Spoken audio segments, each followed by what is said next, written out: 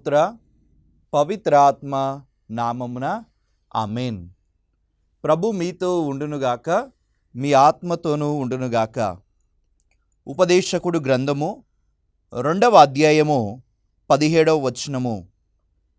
ఈ జీవితము నాకు రుచింపలేదు. ఇది ప్రభు వాక్కు. సర్వేశ్వరునికి వందనములు.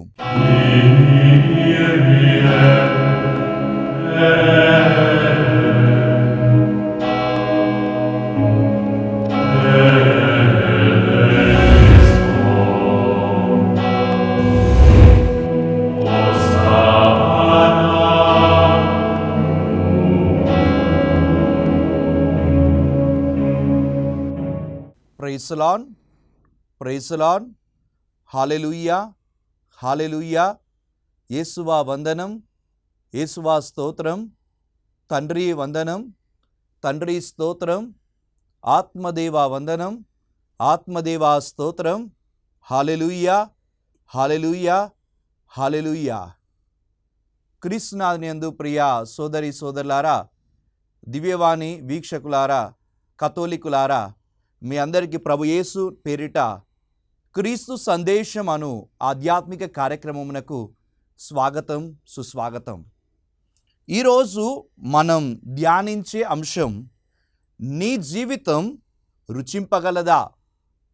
నిజమే ప్రియ సోదరి సోదరులారా, ఇప్పుడే వాక్యాన్ని చదువుకుందాం. ఉపదేశకుడు గ్రంథము 2వ అధ్యాయము 17వ వచనము. సొలొమోను మహారాజు పలుకుతున్న మాట, ఈ జీవితం నాకు రుచింపలేదు. దేవుని నుండి సర్వజ్ఞానమును పొందుకున్న వ్యక్తి చెప్తున్న మాట, నా జీవితం నాకు రుచిగా లేదు. మరి నీ జీవితం నీకు రుచిగా ఉందా? ఒకసారి పరిశీలించుకో అని ప్రభు ఈరోజు సెలవిస్తున్నాడు. ఎందుకు సొలొమోను మహారాజు జీవితం రుచిగా లేదు? ఎందుకంటే ఈ రాజు ఏం చేస్తున్నాడంట అంటే, దేవుడు చేయవద్దన్న పనును ఆయన చేశాడు కాబట్టి ఆయన జీవితం రుచిగా లేదు.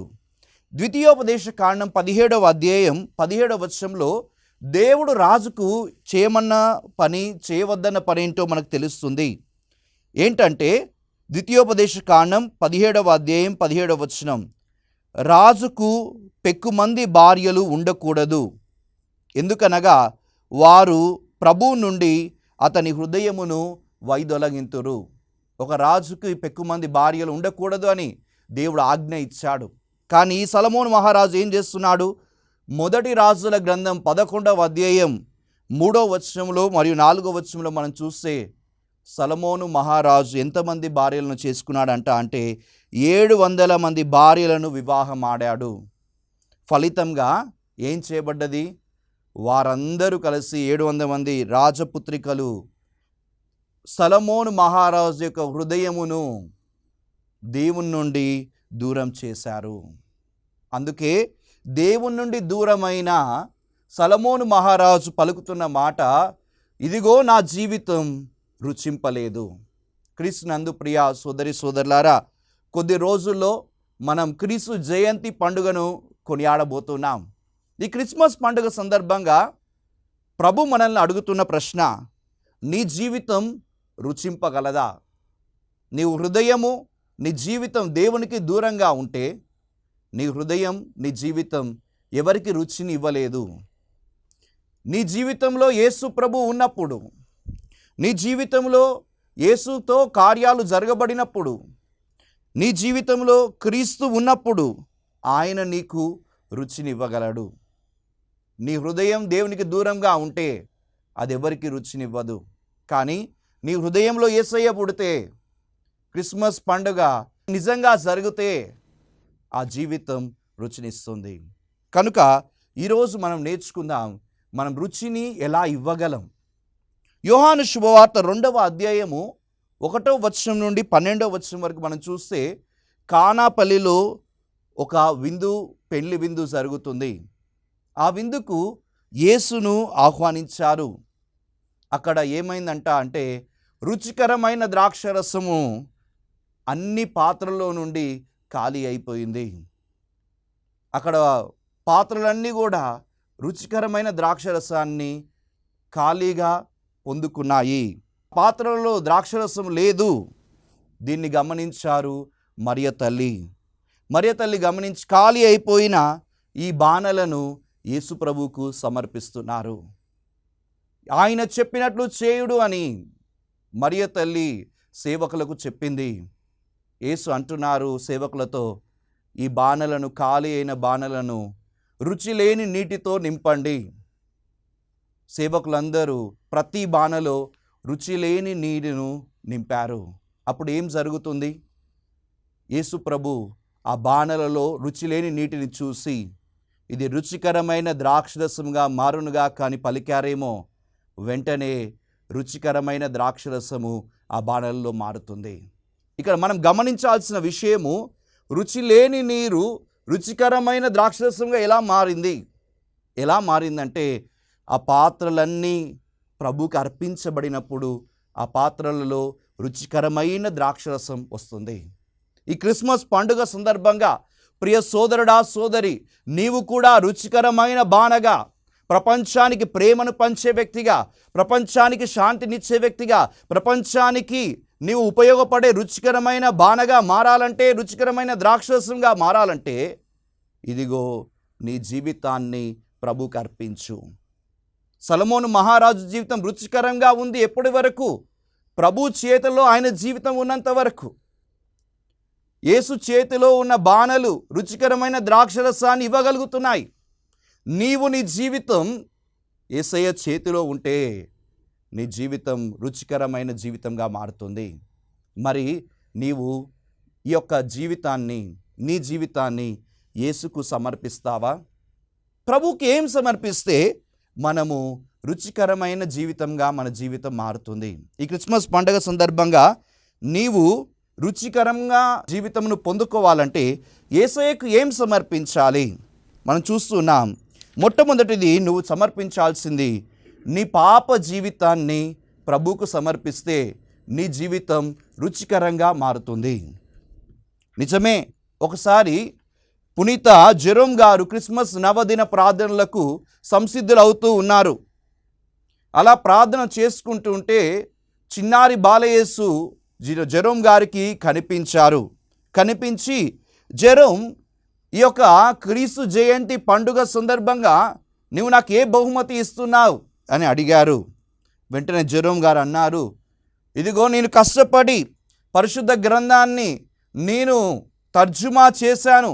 గ్రీకు భాష నుండి ఇబ్రూ భాష నుంచి లాటిన్ భాషలోకి తర్జుమా చేశాను. ఈ బహుమతిని స్వీకరించు యేసయ్యా అని ఈ యొక్క పరిశుద్ధ గ్రంథాన్ని, తర్జుమా చేసిన పరిశుద్ధ గ్రంథాన్ని ఇవ్వబోయారంట. అందుకు ప్రభు, ఇది నాకు అవసరం లేదు అని అన్నారు. వెంటనే తనకు దగ్గర విలువైన బంగారం ఉందేమో, ఆ బంగారాన్ని ఇవ్వబోతూ ఉంటే, ఈ బంగారం కూడా నాకు అవసరం లేదు. ఇలా చాలా వస్తువులు ఇవ్వబోతూ ఉన్నాడు జెరోమ్ గారు. కానీ ప్రభు అంటున్నారు, ఇవేవి నాకు అవసరం లేదు. అప్పుడు జెరోమ్ గారు చివరికి అంటున్నారు, యేసు ప్రభు, నేనేమి ఇవ్వాలి? ఏమిస్తే నా జీవితం ఈ ప్రపంచానికి రుచికరంగా మారుతుంది అని అడగగానే ప్రభు అంటున్నారంట, జెరోమ్, నీ పాప జీవితాన్ని, నీ యొక్క పాపపు హృదయాన్ని నాకు సమర్పించు. అప్పుడే నీ జీవితం రుచికరంగా మారుతుంది అని సెలవిచ్చాడు. వెంటనే జెరోమ్ గారు తన పాప జీవితాన్ని క్రిస్మస్ పండుగ సందర్భంగా దివ్య బాలయేసుకు కానుకగా అర్పించారు. వెంటనే ఏం జరుగుతుందంటే, జెరోమ్ గారు రుచికరమైన వ్యక్తిగా, ప్రపంచానికి రుచినిచ్చే వ్యక్తిగా, ప్రేమను పంచే వ్యక్తిగా, కరుణను పంచే వ్యక్తిగా మారిపోతున్నారు. ప్రియ సోదరుడా, సోదరి, దివ్యవాణి చూస్తున్నావా? అయితే ఈరోజు ఈ క్రిస్మస్ పండుగ సందర్భంగా నువ్వు సమర్పించాల్సింది ఏంటి అంటే, నీ పాపపు జీవితాన్ని, మోసపు జీవితాన్ని, అబద్ధాల జీవితాన్ని, మోహాల జీవితాన్ని, దొంగతనపు జీవితాన్ని, అసూయ కలిగిన జీవితాన్ని ప్రభుకు అర్పించు. అర్పించినప్పుడు ప్రభు నీ పాపాన్ని తీసివేసినప్పుడు వెంటనే నీ జీవితం రుచికరంగా మారుతుంది. ఇదే ప్రభు నీ నుండి కోరుకుంటుంది. అందుకే ప్రభు మొదటి బోధన ఏంటంటే, దైవ రాజ్యం, పరలోక రాజ్యం సమీపించింది, హృదయ పరివర్తన చెందుడు. హృదయాన్ని నాకు సమర్పించండి, పాపపు హృదయాన్ని అర్పించండి, మీరు పరలోకంలో భూలోకంలో రుచికరమైన వ్యక్తిగా మారిపోతారు అని అంటున్నాడు. ఇది చేయాల్సిన మొదటి పని. రెండవ పని, మనము రుచికరంగా మారాలంటే మన బాధలను ప్రభువుకు అర్పిస్తే మనం రుచికరంగా మారగలం. చాలామంది జీవితాలు మనం గమనించినట్లయితే అంత రుచికరంగా లేవంట ఈ రోజుల్లో. కారణం కుటుంబంలో సమస్యలు, అప్పుల బాధలు, అనారోగ్యాలు, అశాంతి, కష్టాలు, నమ్మిన వాళ్ళే మోసాలు చేశారు. ఇలా రుచికరంగా లేవు. ఈ రుచికరమైన జీవితం లేకుండా ఉండడం వలన నీవు ఇతరులకు రుచినిస్తావా? ఇవ్వలేవు. బాధల మధ్యలో నీలో ఫ్రస్ట్రేషన్ ఉంటుంది, కష్టాల మధ్యలో కోపం ఉంటుంది. అదేవిధంగా సమస్యల మధ్యలో ఇంకా వేరే వారికి సమస్యలు సృష్టించడానికి ప్రయత్నం చేస్తాం. ఇలా ఉంటే రుచిని ఇవ్వగలవా? ఇవ్వలేవు. నీలో ఉన్న బాధను ప్రభువుకు అర్పించినప్పుడు ఏం జరుగుతుందంట అంటే, ప్రభువు తన కృపతో ఆ బాధను నీకు తొలగించో, ఆ బాధలను పడడానికి శక్తినిచ్చో, నీవు రుచికరమైన వ్యక్తిగా మారే శక్తిని ప్రభు మనకిస్తాడు. మీరు గమనించండి, యేసు ప్రభు పుట్టినప్పుడు ఏం జరుగుతుందంట అంటే ఇదే జరుగుతుంది. యూదా ప్రజలు బాధల్లో ఉన్నారు, రోమీల పరాయి పాలనలో జీవిస్తున్నారు, కష్టాల్లో ఉన్నారు, వారికి సమస్యలు ఉన్నాయి. ఇలాంటి వ్యక్తులు ఏం చేస్తున్నారు? దేవుని వైపు తిరుగుతున్నారు. బాధలను తీర్చడానికి మెస్సయాను పంపించుమని, రక్షకుని పంపించుమని, పరాయి పాలన నుండి విడుదల చేయడానికి రక్షకుని పంపుమని ఈ బాధలను దేవునికి సమర్పిస్తున్నారు. అలా బాధలను ప్రభువుకు సమర్పించినప్పుడు, ప్రభు కొరకు ఎదురు చూసినందుకు, నిరీక్షించినందుకు, రోమీలు 5:5 ప్రకారం నిరీక్షణ నిరాశ పరచదు కనుక, అలా నిరీక్షించే వారందరి కోసం బాధలన్నిటిని తొలగించడానికి దేవుడు ఏం చేస్తున్నాడంట? రక్షకుణ్ణి పంపిస్తున్నాడు. ఆ రక్షకుడు యేసు ప్రభువు. యేసు ప్రభువు మనల్ని బాధల నుండి, సమస్యల నుండి రక్షించేవాడు. అందుకే ఆయన పుట్టినప్పుడు దూతలు చెప్తున్న గొప్ప సత్యం ఏంటంటే, లూకా శుభవార్త 2వ అధ్యాయం 10-11 వచనాలు, మీరు భయపడవలదు, సమస్త ప్రజలకు ఆనందం కలిగించు శుభ సమాచారం మీకు వినిపించెదను. నేడు దావీదు నగరమున రక్షకుడు పుట్టెను. నిజమే. బాధలో ఉన్న వాళ్ళారా, భయపడకండి. మీకు ఒక శుభవార్త. మీ బాధలను ప్రభువుకు అర్పించండి. ఆ శుభవార్త ఏంటంటే, మీ కొరకు నేడు ఒక రక్షకుడు పుడుతున్నాడు. ఆయన మీ సమస్యను తొలగిస్తాడు, బాధలను తొలగిస్తాడు, రోగమును తొలగిస్తాడు, అప్పుల బాధలను తొలగిస్తాడు. అలాంటి వ్యక్తికి నీ బాధను సమర్పిస్తావా? నీ బాధను సమర్పిస్తే నీవు రుచికరమైన వ్యక్తిగా మారగలవు. కాబట్టి మనం నేర్చుకోవాలి. యేసు ప్రభు పుట్టినప్పుడు యూదా ప్రజల్లో ఆనందం వచ్చిందంట. గొల్లలు ఆయనను దర్శించి ఆనందం పొందుకున్నారు, జ్ఞానులు ఆయనను దర్శించి ఆనందం పొందుకున్నారు. మరి వీరందరికీ సమస్యలు లేవా? ఉన్నాయి. గొల్లలకు సమస్య ఉంది, యూదా ప్రజలకు సమస్య ఉంది, జ్ఞానులకు సమస్య ఉంది. కానీ వాళ్ళందరూ ప్రభువును చూసి వారి బాధను ఇచ్చారు కనుక, సమర్పించారు కనుక వారి జీవితాలు ఆనందమయమయ్యాయి, రుచికరంగా మారాయి. కాబట్టి ప్రియ సోదర సోదరి, ఈ క్రిస్మస్ పండుగ సందర్భంగా, క్రీస్తు జయంతి నవదిన ప్రార్థనల్లో మీరు మీ బాధను ప్రభువుకి అర్పించండి. ప్రభు ఆ బాధను మేము తొలగించి ఆనందాన్ని ఇస్తాడు. మీ జీవితం రుచికరంగా మారుతుంది.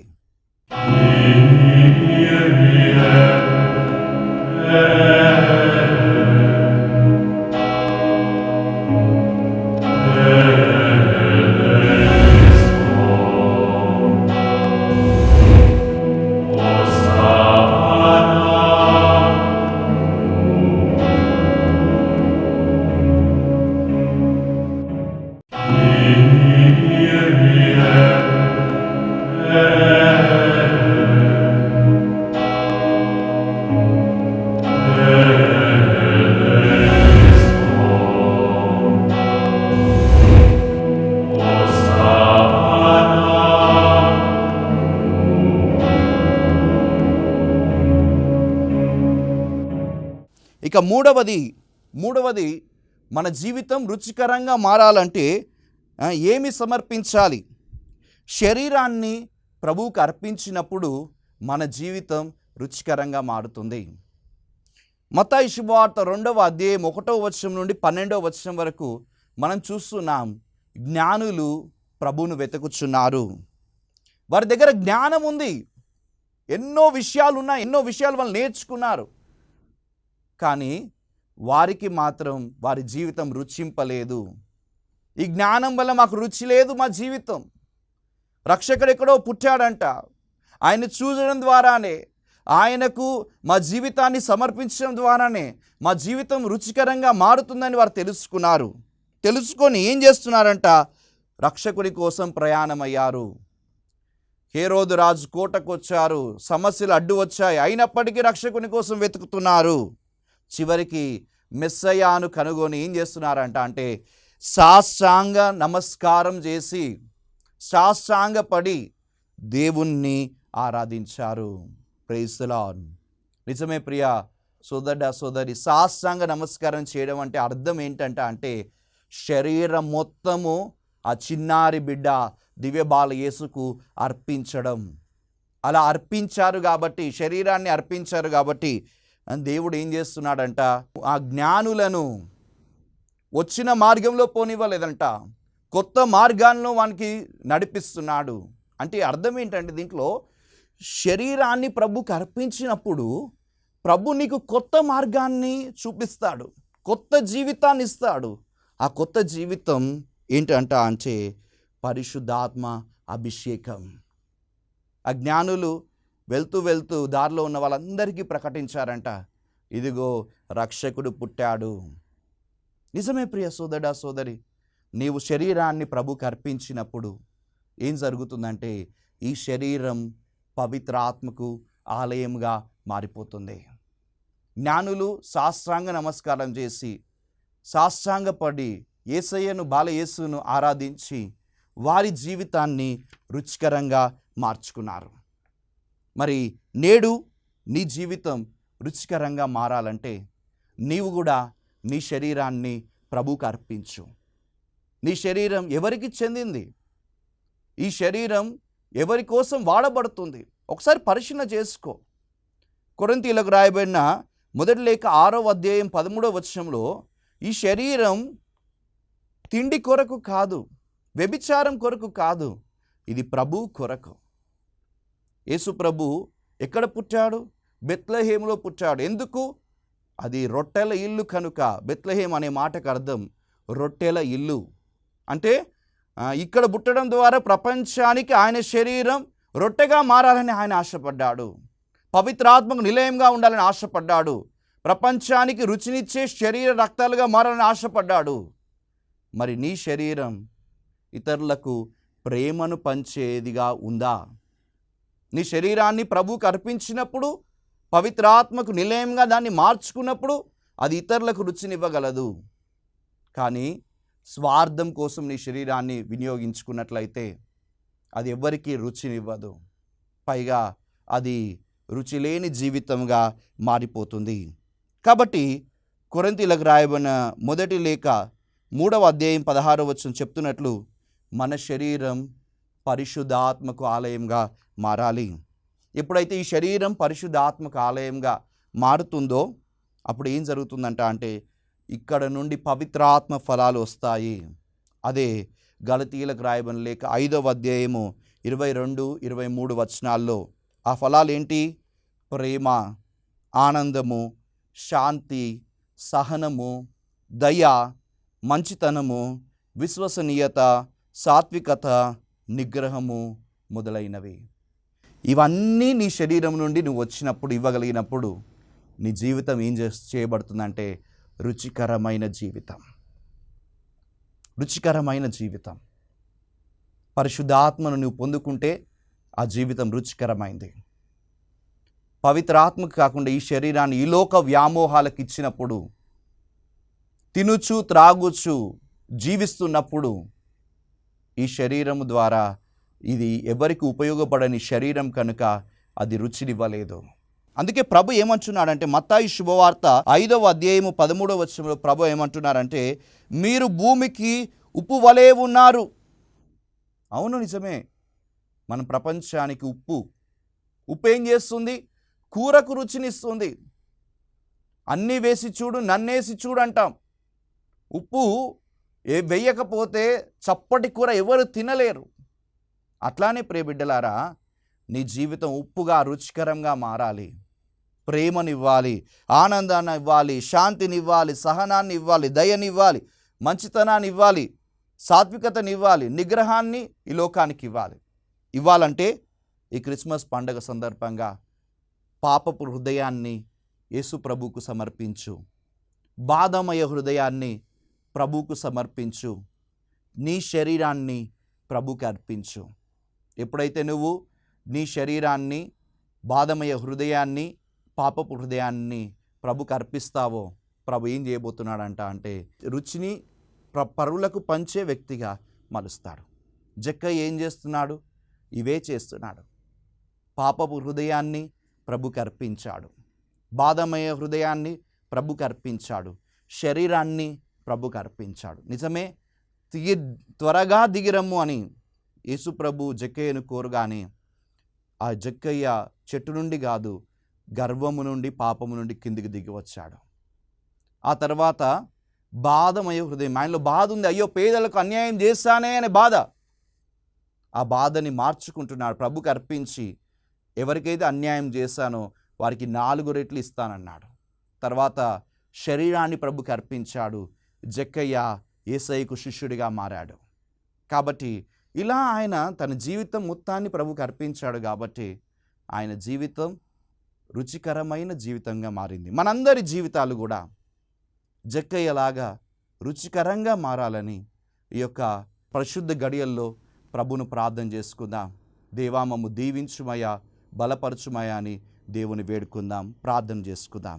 కళ్ళు మూసుకొని చేతులు జోడించి మన యొక్క రక్షకుడైన యేసు ప్రభువును వేడుకుందాం, ప్రార్థన చేసుకుందాం. మహోన్నతుడైన దేవా, సర్వశక్తిమంతుడా, క్రిస్మస్ పండుగ అంటే కేకులను పంచుతాం, తీయదనాన్ని అందరికీ ఇవ్వాలని ఆశపడుతున్నాం. కానీ మా జీవితం నిజంగా తీయదనాన్ని ఇస్తుందా? ప్రశ్నార్థకం ప్రభువా, ప్రశ్నార్థకం ప్రభువా. రుచినివ్వని జీవితంగా ఉంటుంది. సొలొమోను రాజు జ్ఞానం పొందుకున్నవాడే రుచి లేని జీవితాన్ని గడుపుతున్నాడు. మా జీవితం కూడా అలానే ఉందేమో.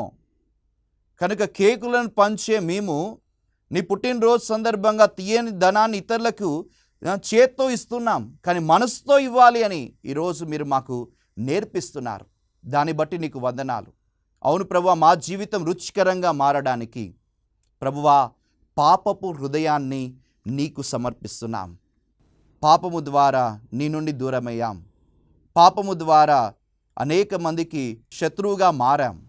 కనుక తండ్రి, ఆ పాపములన్నిటినీ క్షమించండి. ఈ క్రిస్మస్ పండుగ సందర్భంగా ప్రభువా మా పాపపు హృదయాన్ని ప్రభువా పవిత్ర హృదయంగా మార్చండి. మేము చేసిన ప్రతి పాపమును క్షమించండి తండ్రి. మేము చేసిన మోసాలు, మేము చేసిన అబద్ధాలు, మేము చేసిన దొంగతనాలు, మేము చేసిన ప్రార్థనకు రాకుండా అలసత్వం చూపించే తత్వము, ఇవన్నిటిని క్షమించండి తండ్రి. నూతన హృదయాన్ని మాకు దయచేయండి. ఎజెకియెలు 36:26 వచనం ప్రకారం యేసు నామములో మా హృదయం రుచికరమైన హృదయంగా, నూతన హృదయంగా మారునుగాక. ప్రభువా, బాధమయ హృదయాలను మీకు అర్పిస్తున్నాం. కుటుంబంలో సమస్యలు, రోగాలు, ఎన్నో ఇబ్బందులు, వాటన్నిటిని నీకు సమర్పిస్తున్నాం. ఈ క్రిస్మస్ పండుగ సందర్భంగా రక్షకుడా, ప్రతి కుటుంబము బాధల నుండి విముక్తి పొందుకొనుగాక. ప్రభువా, వారి బాధలన్నీ యేసు నామములో సంతోషంగా మారునుగాక. బాలయేశ్వ, నీవు గొల్లలకు ఆనందం ఇచ్చావు, జ్ఞానులకు ఆనందం ఇచ్చావు, యూదా ప్రజలకు ఆనందం ఇచ్చావు. అలానే మా కుటుంబంలో నీ ఆనందముతో నింపబడునుగాక. ప్రభువా, మా శరీరాన్ని నీకు సమర్పిస్తున్నాం. మా శరీరంలో ఎన్నో సమస్యలు ఉండవచ్చు. మా శరీరము పవిత్రాత్మకు నిలయంగా లేకపోవచ్చు. కానీ ఈరోజు మా శరీరాన్ని నీకు అర్పిస్తుండగా మా శరీరాన్ని రుచికరమైన శరీరంగా మార్చండి. మా శరీరము పవిత్రాత్మకు నిలయంగా మార్చండి. ప్రేమకు, ఆనందానికి, శాంతికి, సహనానికి, మంచితనానికి, విశ్వసనీయతకు నిలయంగా మార్చండి. ఈ శరీరము ద్వారా ప్రపంచానికి మేము రుచికరమైన వ్యక్తులుగా మారే శక్తిని దయచేయండి. మా అందరినీ దీవించండి. నీ బలంతో నింపండి. ఈ పండుగ కేకులు ఇచ్చే పండుగ కాకూడదు ప్రభువా, కానీ మంచితనాన్ని, తీయదనాన్ని, రుచిని ప్రపంచానికి ఇచ్చే పండుగగా మార్చండి. ఆ రోజు కానాపల్లిలో రుచి లేని నీటిని రుచికరమైన ద్రాక్షరసంగా మార్చినట్లు మా హృదయాన్ని ప్రపంచానికి రుచికరంగా మార్చండి. ఈ మనవులన్నిటినీ మా రక్షకుడు, మా నాథుడు యేసు అతి పరిశుద్ధ నామంలో అడిగి ప్రార్థిస్తున్నాము తండ్రి, ఆమేన్.